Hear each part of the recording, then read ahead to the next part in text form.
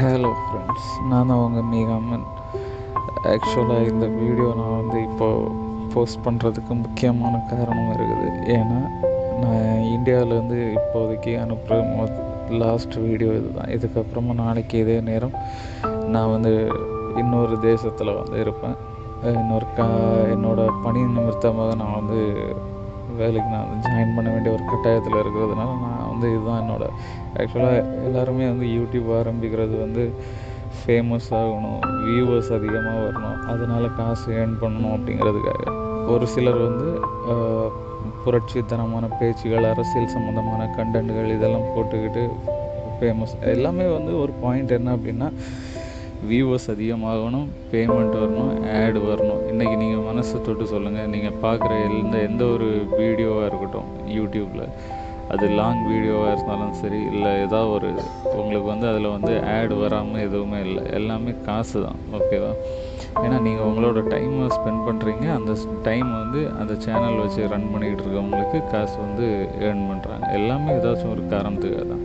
இப்போ நான் வீடியோ போடுறது எதுக்காக அப்படின்னா, என்னோடய மனசை நான் மற்றவங்களுக்கு தெரிய வைக்கிறது. எனக்கு கடவுள் புண்ணியத்தில் என்னோடய வேலை, அதுலேருந்து வர்ற வருமானம் என் குடும்பத்துக்கும் என்ன சார்ந்திருக்கவங்களுக்கும் கரெக்டாக இருக்குது. ஸோ எனக்கு இந்த யூடியூப்லேருந்து தான் எனக்கு நான் சேனல் ஆரம்பித்து தான் எனக்கு ரன் பண்ணணும் அப்படிங்கிறதெல்லாம் இல்லை. ஏதோ ஒரு சின்ன இது நம்ம பேசலாம், பேசி நிறைய பேர்கிட்ட பேசி நம்ம பேசுகிறத நிறைய பேர் கேட்பாங்க. நிறைய பேர் பேசுகிறத நாம் இவ்வளோ நாள் கேட்டுக்கிட்டு இருந்தோம், நம்மளும் பேசலாம். நான் எனக்கு இந்த அரசியல் சம்மந்தமாக எனக்கு இதுதான் கொள்கை, இதுதான் கோட்பாடு அப்படிங்கிறதுலாம் எதுவுமே இல்லை. மனசில் இருக்கிறத உங்கள் வீட்டு பையனை மாதிரி, பக்கத்து வீட்டு பையனை மாதிரி, ஒரு ஃப்ரெண்டு மாதிரி, ஒரு அண்ணனை மாதிரி, இந்த மாதிரி கொஞ்சம் ஃப்ரீயாகவே பேசணும் அப்படிங்கிறது தான் எனக்கு மற்றவங்கள மாதிரி இந்த வீடியோ கச்சா மூச்சான்ட்டுலாம் எனக்கு போடுறதுக்கெல்லாம் தெரியாதுங்க. ஏன்னா அந்த அளவுக்கு நமக்கு நாலேஜ் எல்லாம் இல்லை, அந்த அளவு எனக்கு இது வரைக்கும் டைம் கிடைக்கவும் இல்லை. இப்போ தான் என்ன அப்படின்னா எனக்காக தோணுச்சு, சரி நாம் சில விஷயங்கள், அதாவது இந்த இன்ஃப்ளூயன்சஸ் அப்படிங்கிறவங்க எல்லா பிளாட்ஃபார்ம்லேயும் இருக்காங்க. எந்தெந்த சோஷியல் மீடியா பிளாட்ஃபார்ம் எடுத்துக்கிட்டாலும் அதில் இன்ஃப்ளூயன்சஸோட அதிகமாக இருக்குது. ஸோ இதில் ரெவன்யூ பார்க்குறாங்க, ஆனால் உண்மையை சொல்லி ரெவன்யூ பார்க்குறாங்களா அப்படிங்கிறது டவுட்டு தான்.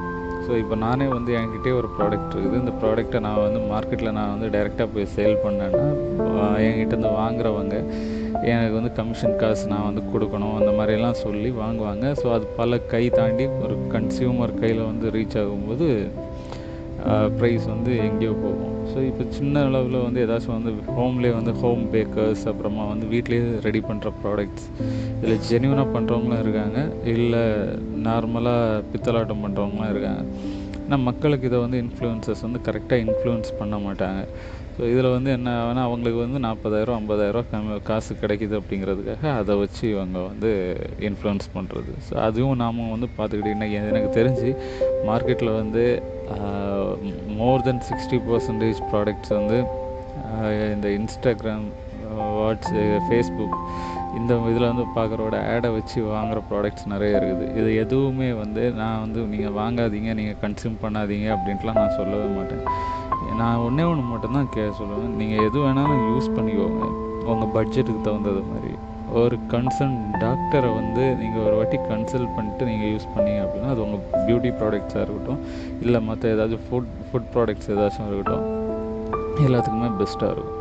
ஏன்னா நாளுக்கு நாள் எவ்வளோ ஃபாஸ்ட்டாக இந்த உலகம் மூவ் ஆகிட்டு இருக்குது அப்படிங்கிறது நமக்கு பார்க்கும்போதே தெரியுது. லாஸ்ட்டு 5 இயர்ஸில் இருந்த நாடு இப்போ நம்ம நாடு கிடையாது. நம்ம பக்கத்தில் முன்னாடியெல்லாம் இப்படி இல்லை, ஒரு 10 வருஷத்துக்கு ஒரு வாட்டி தான் ஒரு பெரிய அளவில் சேஞ்சஸ் நடக்கும், நம்ம இருக்கிற ஏரியாவாக இருக்கட்டும், இல்லைன்னா எல்லாமே. ஆனால் இப்போ அப்படி இல்லை, டெய்லி ஏதாச்சும் ஒரு சேஞ்சஸ் நடந்துக்கிட்டு இருக்குது. ஸோ அதுக்கு தகுந்த மாதிரி நாமளும் நம்ம ஃபாஸ்ட்டாக நம்ம எல்லாத்துலேயுமே இருக்கணும். ஸ்கூல் படிக்கிற பசங்களாக இருக்கட்டும், இல்லை வேலையில் பிடிக்காமல் ஒரு வேலையில் போயிட்டு இருப்பாங்க, அவங்களா இருக்கட்டும், எல்லாருக்குமே நான் ஒன்றே ஒன்று மட்டும்தான் சொல்லுவேன், பொறுமையாக இருந்துவாங்க. ஏன்னா நமக்கு கழுத்தில் கத்தி வர அளவுக்கு கஷ்டங்கள் அப்படிங்கிறது இருக்குது. ஆனால் அதுக்கு தகுந்தது மாதிரி கண்டிப்பாக ஏதாச்சும் ஒரு சான்சஸ், வாய்ப்புகள் அப்படிங்கிறது இருக்கும். நாளைக்கு சாக போகிறேன் அப்படிங்கிறது தெரிஞ்சவங்களே இன்றைக்கி ஹாப்பியாக இருந்துட்டு போனவங்களாம் இருக்காங்க.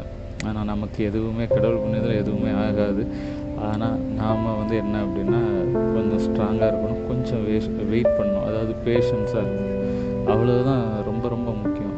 நீங்கள் நல்லா யோசித்து பார்த்தீங்கன்னா, எப்போது உங்களுக்கு ஃப்ரீ டைம் இருக்கும்போது நான் சொல்கிற ஒரே ஒரு வார்த்தை என்ன அப்படின்னா, வாழ்க்கையில் வந்து ரொம்ப கஷ்டமாக இருக்குது, அதாவது எனக்கு மட்டும்தான் கஷ்டத்தை வந்து கடவுள் கொடுத்துக்கிட்டே இருக்கார், என்னால் வந்து முடியவே முடியலை, ஏன் கடவுளே எனக்கு வந்து கஷ்டத்தை கொடுத்துக்கிட்டு இருக்கு அப்படின்ட்டு யாராவது யோசிக்கிறீங்க அப்படின்னா, அவங்க ஒரு 10 நிமிஷம் எங்கேயாவது போய் ஒரு டார்க் ரூமில் உட்காந்துருந்துக்கிட்டு கண்ணை மூடி யோசிச்சிங்க அப்படின்னா உங்களுக்கு தெரியும் நீங்கள் எவ்வளோ உங்களோட வாய்ப்புகளை நீங்கள் வந்து தவற விட்டீங்க அப்படிங்கிறது. ஸோ உங்களோட சான்சஸ் வந்து உங்களுக்கு கண்டிப்பாக கிடைக்காம இருந்திருக்காது, கிடைச்சிருக்கும். அது தெரிஞ்சும் கிடச்சிருக்கலாம், தெரியாமலும் கிடச்சிருக்கலாம். ஸோ இன்னைக்கு நீங்கள் பார்த்தீங்க அப்படின்னா அந்த சான்ஸை வந்து யூஸ் பண்ணவங்க மட்டும்தான் இன்றைக்கி நல்லா இருக்காங்க. நான் இந்த டாபிக்குள்ளே நான் இப்போ பேசுகிறதுனால நான் வந்து இந்த எம்எல்எம் அந்த டெலிமார்க்கெட்டிங் லைனில் யாராச்சும் ஏதாவது ப்ராடக்ட்டை விற்க போகிறேன்னா அதெல்லாம் இல்லை. ஏதோ பேசணும்னு தோணுனதை நான் வந்து பேசினேன். இன்னும் நம்ம அதிகமாக பேசுவோம், அதிகமாக நம்ம வந்து எல்லா விஷயங்களையும் பற்றி டிஸ்கஸ் பண்ணலாம். ஸோ பிடிச்சவங்க கேளுங்க, பிடிக்காதவங்க திட்டுங்க, ஆனால் எல்லோரும் ஹாப்பியாக இருங்க. எல்லோரும் எல்லா விதத்துலேயும் வளமாகவும் செழிப்பாகவும் இருக்கணும் அப்படிங்கிறது தான் என்னோடய ஒரே விருப்பம். ஏன்னா நீங்கள் உங்களை ஒத்து பார்த்தீங்கன்னா உங்கள் ஒரு குரூப்பில் உங்கள் ஃபேமிலி குரூப்பாக இருக்கட்டும், உங்கள் ஃப்ரெண்ட்ஸ் குரூப்பில் ஒரு 10 பேரை பார்த்தீங்கன்னா அந்த 10ல் ஒருத்தன் தான் நான்.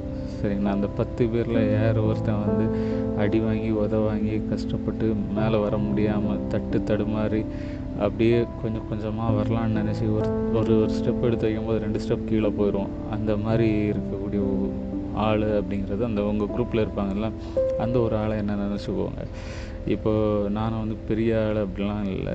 என்ன நமக்கு வந்து நம்ம எடுத்து வைக்கிற ஒவ்வொரு ஸ்டெப்பையும் இப்போ யோசித்து வைக்க வேண்டியதாக இருக்குது.